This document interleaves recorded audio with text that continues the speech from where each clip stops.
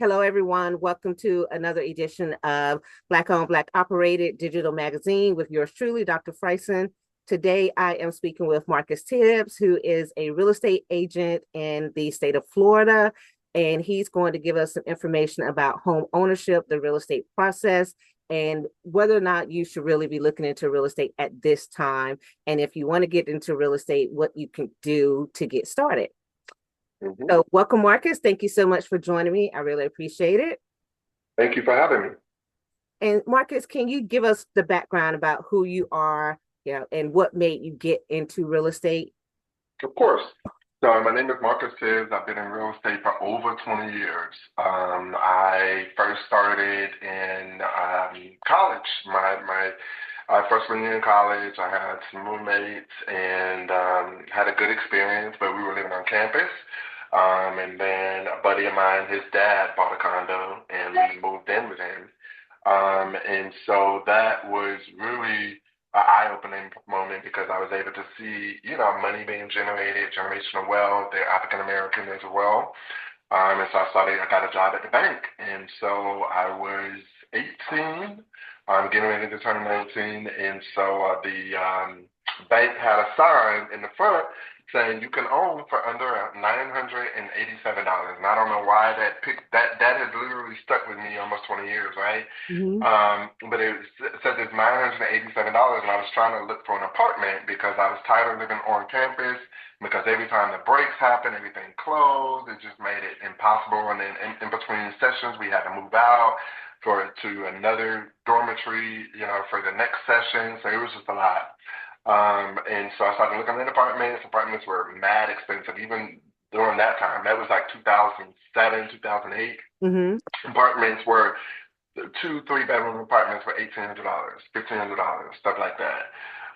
So I saw this sign for $987. I'm like, okay. So I actually got pre-approved, and I actually ended up getting a condo, and I had two bedrooms that I rented out. And I still continue to work multiple jobs and save money. And that was, how it kind of came about. But I will go a little bit prior to that.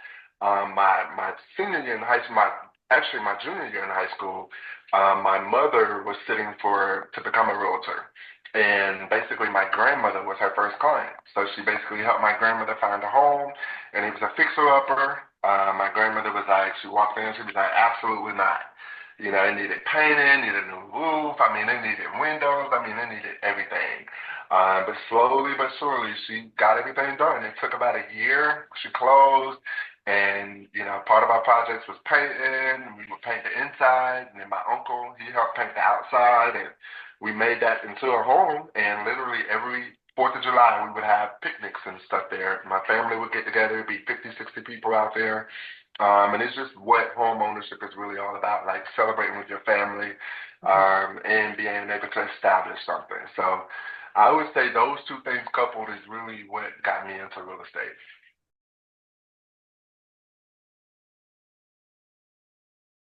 I should have got into this a little sooner.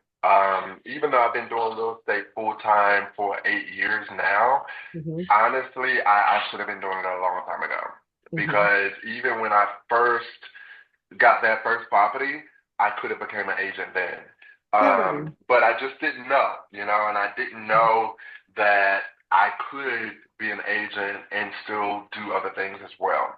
And that's what came over time. But I started off in banking and, I got that first property. I was saving up and I ended up buying another property. And then from there, it just, just kind of just went from there. And I fell in love with the chase. First getting a good deal.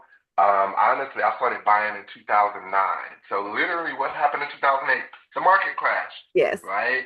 So all the property values were super low. And that's when I came in and I started buying up stuff. And people were looking at me crazy. Like a lot of my close family members were like, you were crazy. You should not be Mm-hmm. doing this. You see what the market has done. Mm-hmm. And fast forward now, almost 20 years later, some of those properties I still own, and they have amassed a tremendous amount of equity. And I honestly say a lot of what has contributed and what has happened has been honestly just godsend. because I didn't even understand the power of accumulation, depreciation, appreciation. I really didn't understand the power of that until probably in the last few years. That, now I'm approaching my 7th year of being, fully self-employed. The power of having that, that cushion there, it can definitely help you in a lot of different ways. And so I think that the journey has been just all over the place. I've done flips, I've done staging, I've represented buyers and sellers, I've been a landlord, I've done 1031 exchanges, pretty much I've done a little bit of commercial, I've done Airbnb, like straight rentals, I've done pre-occupancy agreements, post-occupancy, seller financing. I've even sold one of my properties to a tenant who lived there for a while, and they were able to qualify, and they loved the home, and they were able to buy the home. So it's pretty much, I wouldn't say every scenario, but pretty much all of the scenarios out there, I've come across it, and I've been able to overcome, and it's ended up being a blessing. So I think real estate is just an opportunity to expand. There's so many different avenues you can go in. Even now, I'm kind of dibbling a little bit more into commercial in multifamily, but that's even a whole nother animal in itself.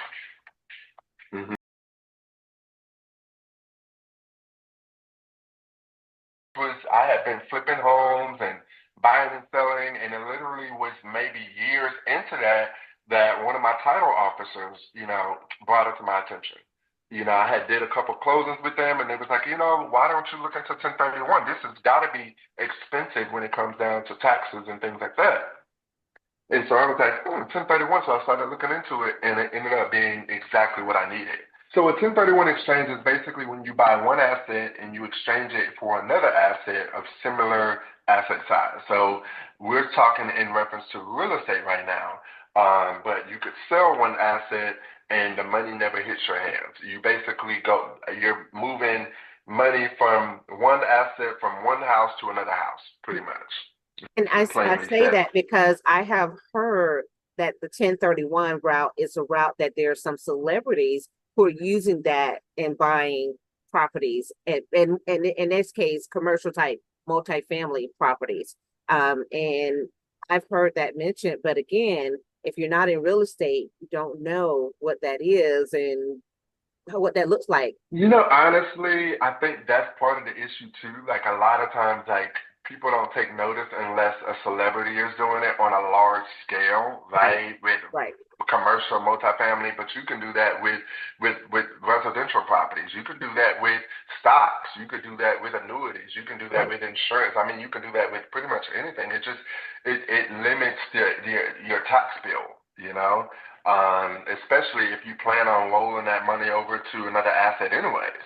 Right. So what people are doing, what I was doing before, because I didn't know any better, I would sell one asset and then, of course, give Uncle Sam a portion, and then, what was left over, I would buy another asset. Right. But there's a lot of money that Uncle Sam got out of me that didn't necessarily need to happen.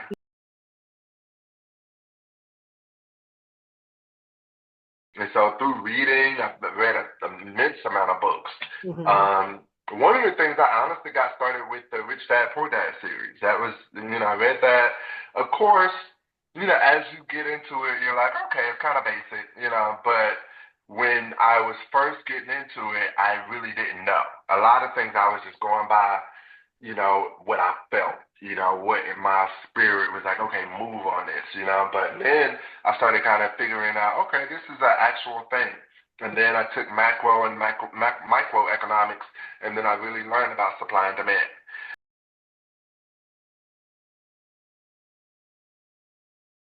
And really, when you think about, hedging against inflation and things like that, real estate is one of your number one ways to do that, because first of all, you got something tangible, right? It's something tangible.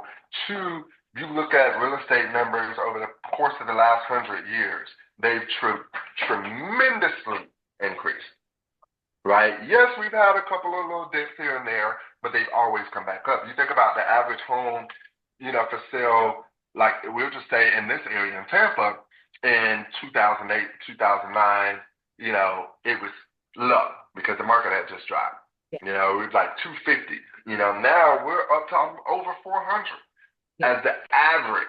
Yeah. So a lot of people don't think about that. And you think about you put your money somewhere for 10 years and it's going to double. There's not really too many investments that can do that.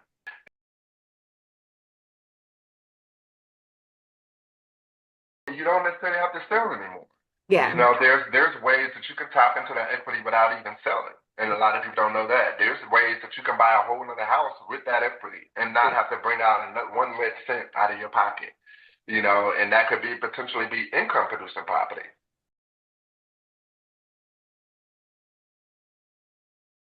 With me, so my kids have actually attended closings with me. They've actually gone with me to look at homes. Even when I'm purchasing for real estate needs or for with clients, and they have an eye. They're developing that eye. And when we play Monopoly, they understand the rent. They get that income coming in. And it's being groomed into them. And I think that that's what has kind of went left because you got to think about a lot of people who are coming of age now to buy homes. They went through that 2008 crisis and they saw their parents go through that 2008 crisis. So Right. a lot of people, they basically have PTSD from Right. purchasing and from home Right. from owning a home. You Right. know, so it's really debunking Because that. they.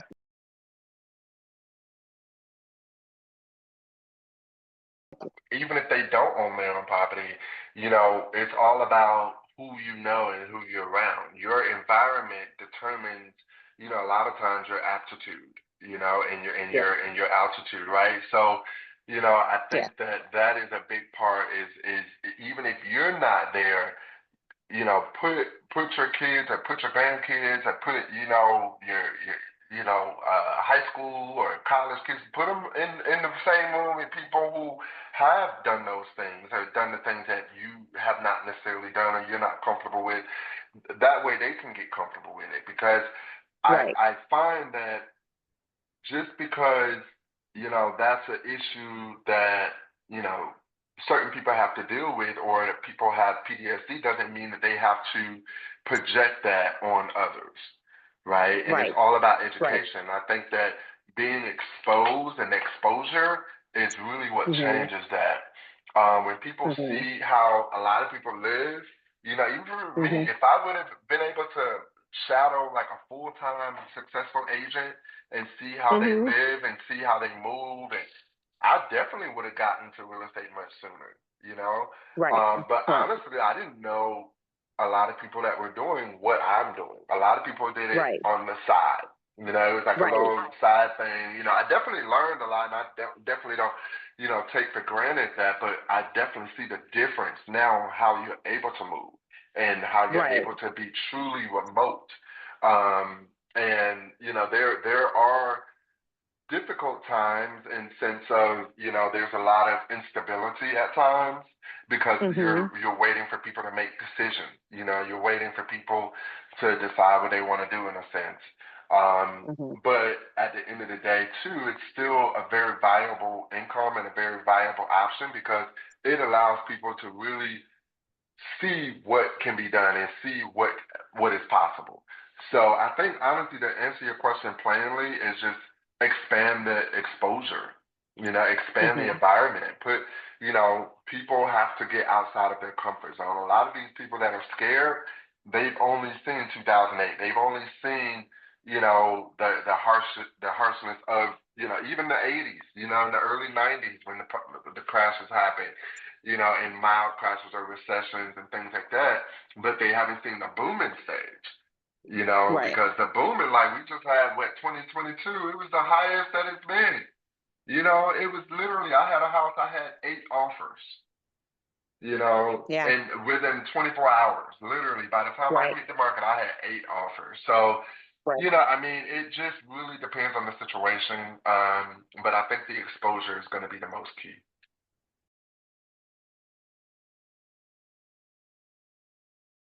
I think honestly, being one of the only black realtors now, Mm-hmm. even in my firm, like I'm like the only, it's two other black males, even with my firm, but there's Mm-hmm. a couple of other black females, but it's not extremely diverse, right? So Mm-hmm. I came from the banking world, same thing. Like when you start going into management, upper leadership, things like that, there's not a lot of us. There's not a lot of black. Right. And then when I moved down to Tampa, there was more Spanish, which was still good because there's at least some minority, but Mm-hmm. still not a lot of black. More brown than black. Right. So that is a challenge in itself because, first of all, building trust.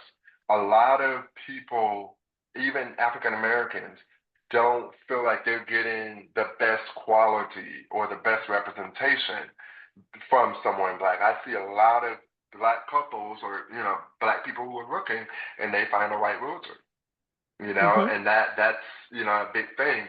And so a lot of people think that they're getting less than quality, even though in most cases they're getting more. Because for Right. me, I have a wealth of knowledge, not just from the sales side, but personal experience. I Right. personally have bought it. Another challenge in the real estate industry is that a lot of realtors don't even own homes. So they're representing people on buying homes, selling homes, but they don't own one themselves. Right. So a lot of times that can kind of get in the way because one thing, if you own a home, you can tell your client different things what to look for. For me, after they close, guess what? I'm still communicating with them. We're Mm-hmm. usually still, they can reach out to me for various things. And it's a relationship because that's what you build. Right. I think another challenge for me was coming from the banking world. I worked in banking for about 12, almost 12 years, and coming Mm-hmm. into real estate, banking is very boring, right? But it's very consistent. You know that Mm-hmm. that money market account that's paying 2%.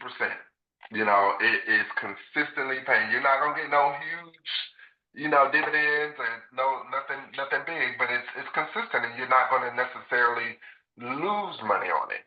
You may lose Right. spendability, you may lose purchasing power, right? Because if you're Mm-hmm. only paying 2%, right now we know the index is 7%.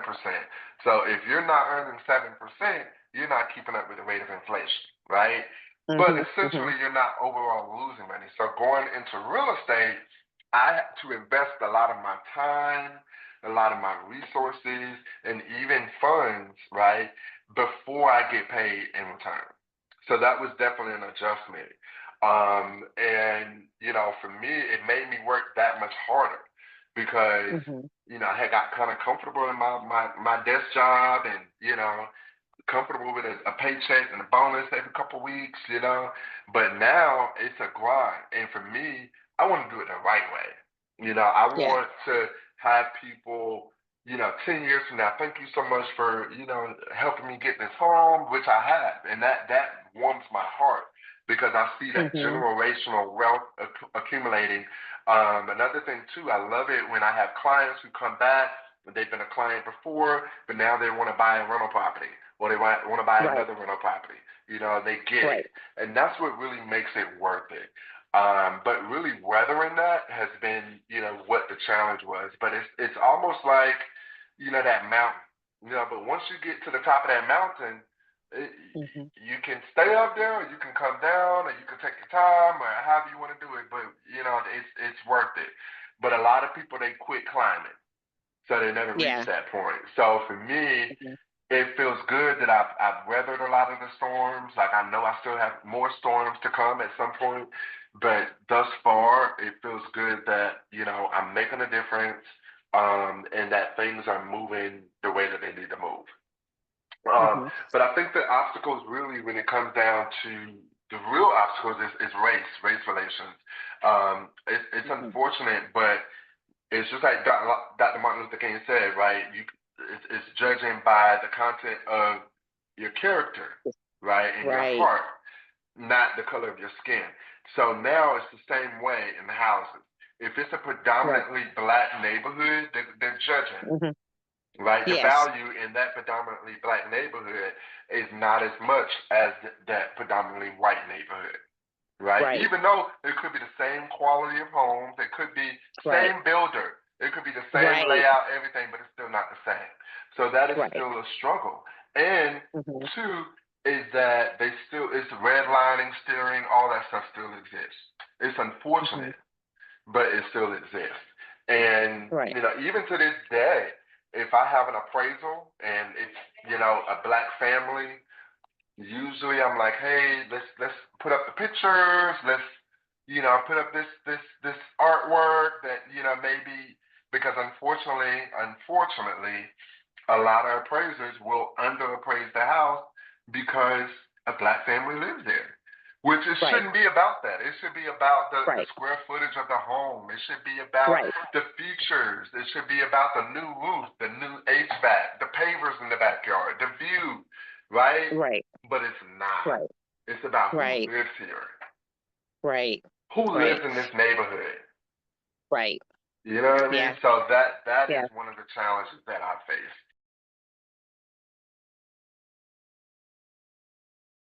Right now, we have all this down payment assistance programs, right? Mhm. Right? We also have very motivated sellers, right? Because there's been homes sitting on the market for 80 days, 100 days, all this stuff, right? Mhm. Right? So free money. Right. But people are still not buying because somebody told them that it's not a good time to buy. That, hey, they got the down payment assistance program, like the Hero program is getting ready to start up again. That's in June, right? That's up to $25,000 down as a down payment. The only stipulation is you can't own property, and you can't own it. You can't have owned any property in the last 2 years. But other than that, there's really nothing that will disqualify you, pretty much, right? And then on But that's top of that, right? On top of that, you got mhm. motivated sellers. So let's just say, for rough numbers, houses listed on the market for $200,000 has been listed for 100 days. Sellers are super motivated, no offers, right? You got somebody who maybe they got approved for $10,000 down payment, right? Down payment assistance, right? Mhm. But they're short another 10,000. So they need $20,000 total to close on the new home. That Mhm. seller who has been sitting on this property for 90 days at 200,000 would be willing to cover the excess The closing costs. right. So Right. basically, you walking in with no money out of pocket. Right. And then you're paying less than you're renting. There you go. But it's not a good time to buy. Mhm. Make it make sense.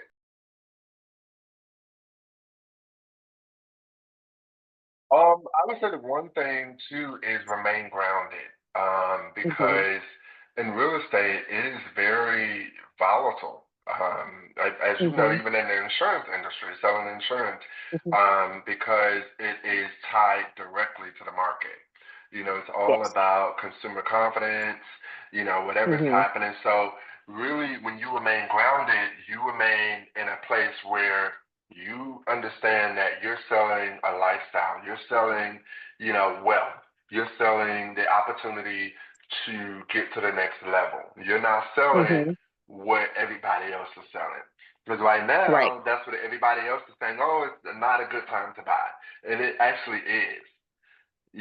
And so that's why what I would say is remain grounded, do your thing. Mhm. For me, Mhm. it's taken me a while with the social media aspect of things because Mhm. I'm the opposite. A lot of people, they spend a lot of time building the persona, right? On Mhm. what they want people to how they want to appear in front of people, Right. right? I Right. didn't spend any time doing that. I Right. spent all my time building a real portfolio, getting Mhm. real results, setting Right. real standards, setting, Right. real normal, situations and systems in place for a certain Mhm. phase, right? So Mhm. for me, my experience is a lot different than those who are coming in now, and it's all about social media. It's all about the persona. It's all about the look. There's Right. tons and tons of pictures I have of clients that I haven't even posted yet. Mhm. Of we sold Mhm. or just different things because life gets moving fast. And not everybody Mhm. wants everybody in their business. you know? Right. Right. So, I think that really remaining grounded is going to be key. Also, having a real spending plan, having a real plan. Like you talked about earlier, how one of your friends talked about having the 20 properties to retire. Mm-hmm. Mm-hmm. So that originally was my goal. And Okay. I reached my goal. But then Mm-hmm. when I reached that goal, I realized that it was a lot to maintain. It was a Mm-hmm. lot to try to maneuver and try to, keep track of and all of that. So what I started doing was the 1031s for one, and then two, I Mm-hmm. started to combine things because, Mm-hmm. maybe if I can have maybe not 20 properties with mortgages, but if I can have a few properties with no mortgages, that's just as good with less headache. You know what I Yeah. mean? So I think Yeah. being adaptable, honestly, is one of the number one things as far as being an entrepreneur and being a real estate agent, that Mm-hmm. you have to be able to adapt because there's always changes. I can't tell you how many closings I've had where it's gone smooth, everything is good, we're down pretty much down to the wire to closing day, and something happens. Right. And then the buyer is distraught, or the seller, or the lender, or something. And it's just remaining grounded and okay, this is how we're gonna get through it. And Right. at the end of the day, for me, my goal is to get people not just across the closing table, but to where they're able to maintain their home, where they're able to keep their home. A lot of times after I sell the home, sometimes I come and do a design presentation. I've won design gigs that way, where I help them design the home, help them with doing different things, giving them a little bit of vision. So I think that those are the things. And then the third thing I would say is build some type of portfolio, build a nest egg Mm-hmm. that you're not completely dependent on the income from real estate because that can make it even more stressful. If you're Yes. waiting on somebody to say yes so that you can pay your bills, that's that and then that's where you get a lot of realtors do some unethical things, Yeah. because they're Yeah. doing it out of desperation because they're trying to pay their bills. And I'm not Right. there. Like if a person, Right. as frustrating as it may be, right? You've shown Mm-hmm. someone 6 homes, but thank God at this point I'm not dealing with that anymore because at this point I'm able to pinpoint what a person needs and I'm able to listen. And I think that's a Mm-hmm. big thing that a lot of people are not able to do because you have to be Mm-hmm. able to listen but you also have to be able to paraphrase and you have to also be able to take it to the next level where you hear what the person is saying and you understand what they're trying to do, even though they don't quite understand the journey. They don't quite understand what the next steps are. They're looking to Mm-hmm. you to guide them. And so Right. and that's just the key of it. But I really got a lot of that from banking. And I will end with this. I think that probably one of the most important things is have some type of value proposition. Like, how are Mm. different than any other person? And for me, it's adding value. I'm gonna add value, regardless in the form of the relationship, whether we're friends, whether we're acquaintances, whether we're colleagues, whether you're a client of mine, whatever. I'm gonna add value. That's it. Right. You know, Yeah. and that's what my goal is. Like, even if it's through a book, if it's through something, I'm gonna have something to give you where Mm-hmm. you can be better than you were yesterday, and that's the whole goal.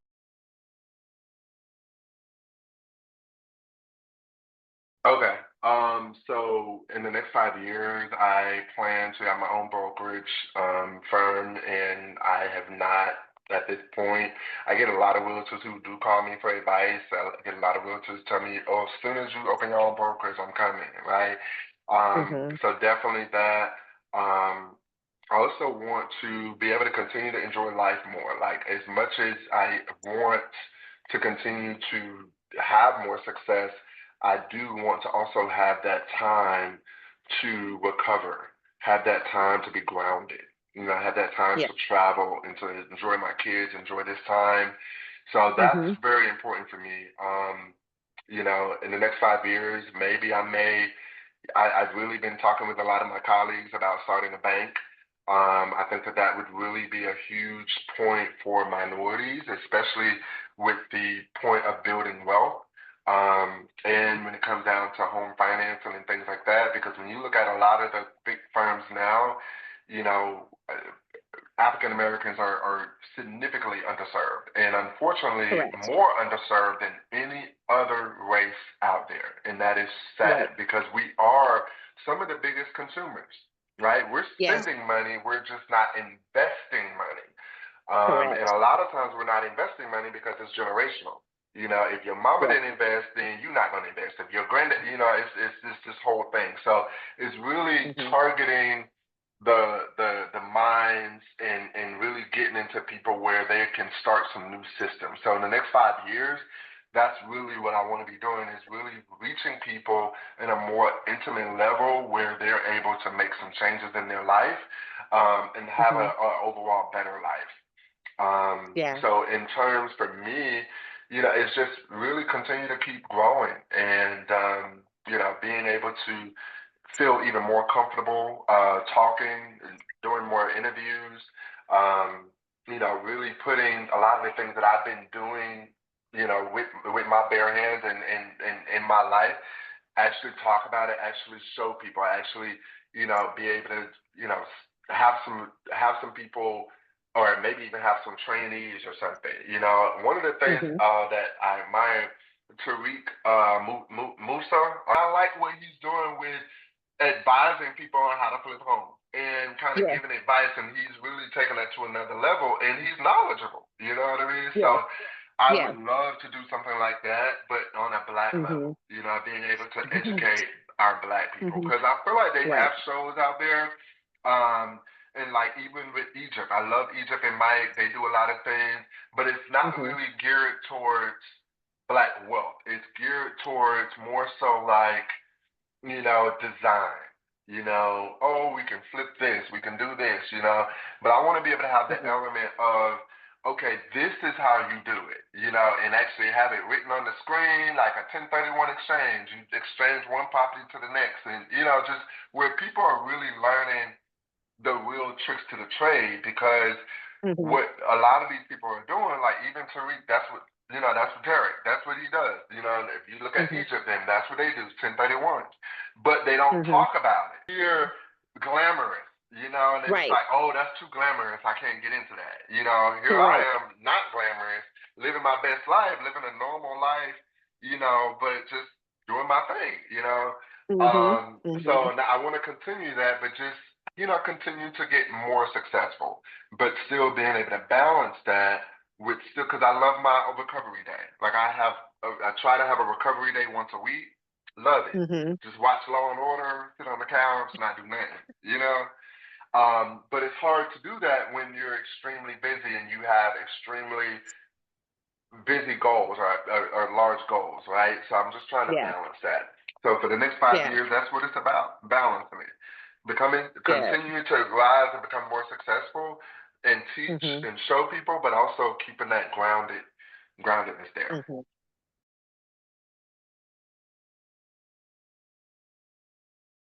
I've had scenarios where I've Mm-hmm. represented, you know, our counterparts, you know, Caucasians, others, Mm-hmm. and towards the end of the transaction, I've gotten those comments like, "Wow, this was way better than what I thought."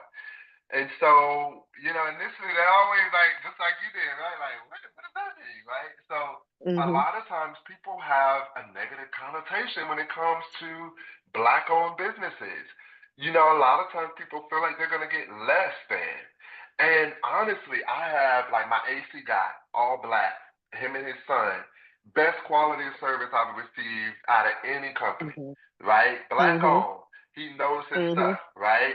A lot of my guys that I work with, my painting guy, black owned, knows his stuff, knows how to, you know, make it look great on a dime, knows about quality of paint, you know, knows about Right. quality, you know, way more than even these other people. And they're not teaching you, they're not showing you, they're just trying to do a job and you pay them and that's it. But a lot of Right. us, we want to show. We want to, you know, we especially if we like what we're doing and we're gifted, Mm-hmm. we put the extra emphasis out there, and that's one thing Right. about us. And so that's the kind of legacy I want to leave. I want people to know that just because they're going for black doesn't mean they're going they're actually going up. You know, they're Right, in a better situation. You got somebody that's gonna be with them from A to Z versus somebody right, that you get the bill once this paid for, they gone. The right. job is done. So Yeah. for me, it's really about that partnership. Is about establishing something. It's about moving forward and just Hmm. beyond just signing on the dotted line. Again, like I said, I've had a lot of customers after they close, they hire me to decorate. They hire me to design. They hire me to pick the colors. Pick some of the furniture. You know, everything. I do staging, so I kind of help when they hire me to come in and get it ready for to be sold.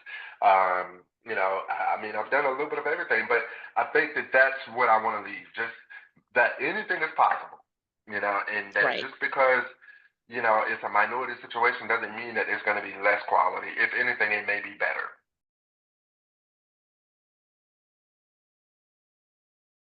You're in Florida. Are you licensed in just Florida or anywhere else? Or So I'm tell us licensed that. in Florida right now, but I am Hmm. working on some other things with other states as well. They have a couple states who it's like a reciprocal type of situation. So Yes. I'm working on that. But currently, Okay. all the whole state of Florida. Okay. Just so if someone wants to get in touch with you, how can they reach you? You can just hit me up on IG. They can hit my number, hit my line, DM me, whatever. Okay. So what is your Instagram for people? This It's is for Marcus people who want to follow you. underscore, yes, Marcus underscore real estate 40.